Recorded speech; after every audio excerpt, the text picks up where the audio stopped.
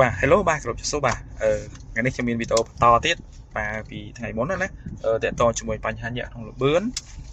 ពី10 20 30បាទជាទូទៅវីដេអូនេះគឺយើងតែងតែជួបឬក៏ឡានទាំងអស់ហ្នឹងគឺតែងតែជួបបែបហ្នឹងណា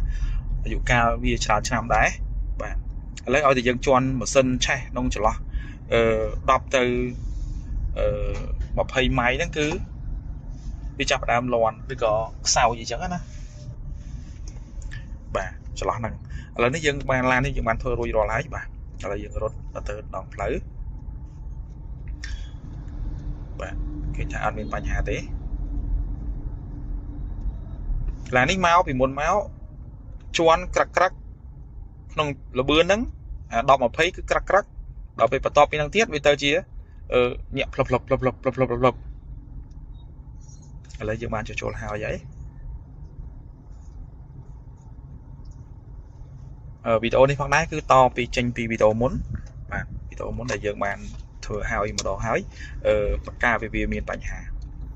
តែនេះយើងបានចូល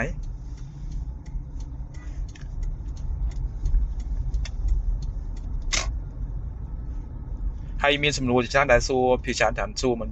ខ្ញុំបានថាតើបងធ្វើអាបញ្ហាហ្នឹងតើវាកើតឡើងវិញអត់ចំពោះការប្រើយូរឆ្នាំទៅ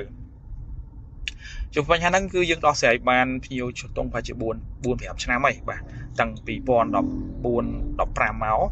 មកដល់ឥឡូវណា14 15មកចូលច្រើនឆ្នាំដែរ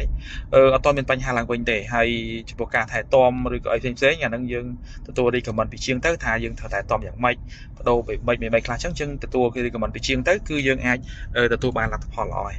ឥឡូវនេះយើងជិះជាមួយបងម្ចាស់ឡានឥឡូវចាំមើលទីទៀតខ្ញុំនឹងសួរគាត់បន្តិចតាក់ទងជាមួយបញ្ហាឡានគាត់ហើយចាំមើលហើយតែមុននឹងធ្វើហើយចាំមើលវាមិនដែរអារម្មណ៍មិនដែរអូខេឥឡូវជាប់ stop យើងពូ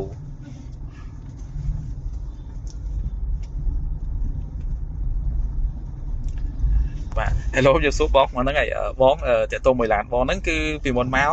មិនដែរបងជិះរត់មិនដែរហើយឆ្លងកាត់ជាងគាត់ថាមិនដែរពីមុនមកណាឥឡូវនេះបានមកជួបខ្ញុំហើយ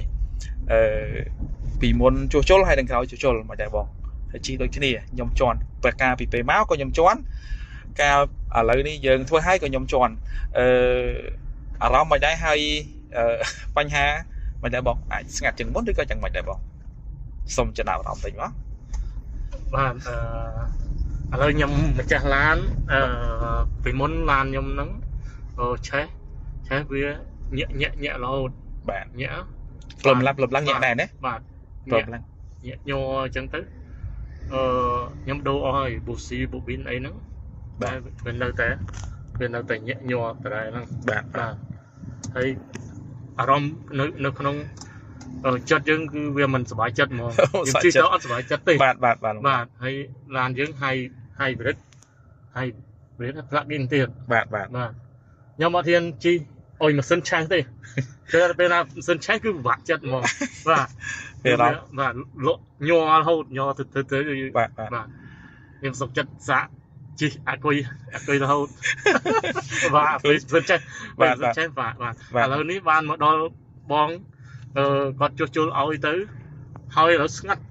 ជ្រាបហ្មងស្ងាត់ស្រួលបាទយើងជន់សាបាទអូខេពីមុនហ្នឹងសឹងអត់ហ៊ានបើកម៉ាស៊ីនត្រជាក់ទៀតខ្លាចបាទខ្លាចម៉ាស៊ីនឆេះបាទម៉ាស៊ីនឆេះបាទចិត្តតែឥឡូវបោកម៉ាស៊ីនត្រជាក់មកសេរីហើយស្ងាត់ស្រួលមែនតើបាទសុបាយចិត្តខ្លាំងបាទអរគុណបងហ្នឹងហើយចំពោះបញ្ហានេះគឺបងមិនបាច់បារម្ភថាវាកើតឡើងវិញទេព្រោះដោយសារឡានយើងយុគកាលឡានយើងវាច្រើនម៉ៃហើយអញ្ចឹងវាចាញ់តែជួបបញ្ហាហ្នឹងហើយជាទូទៅគឺពេលខ្លះម្ចាស់ឡានស្រឡាញ់ឡានហើយមានអារម្មណ៍ថាតិចមានបញ្ហាតែឯងទៅមានអារម្មណ៍ថាខ្មាស់គេអីចឹងណាប៉ិតមិនមែនទេដល់ពេលជួបមកដល់ជាងបានដឹងថាមានគេងាយទេអញ្ចឹងអត់ទេហ្នឹងហើយយើងចូលទៅអានេះមិនមែនថាបងជាងគាត់សោកលុយសោកកាក់អីចុះ discount នៃតម្លៃអីឲ្យអត់មែនទេណានិយាយចេញពីចិត្តហ្មងលុយគឺអស់ពេញថ្លៃដូចគ្នាបាទអរគុណបាទហ្នឹងហើយអរគុណបងហើយបងយកទៅប្រើចាស់ហើយសម្រាប់បញ្ហានេះគឺយើងអាចដោះស្រាយជូនបានអរគុណជម្រាបបាយបាទ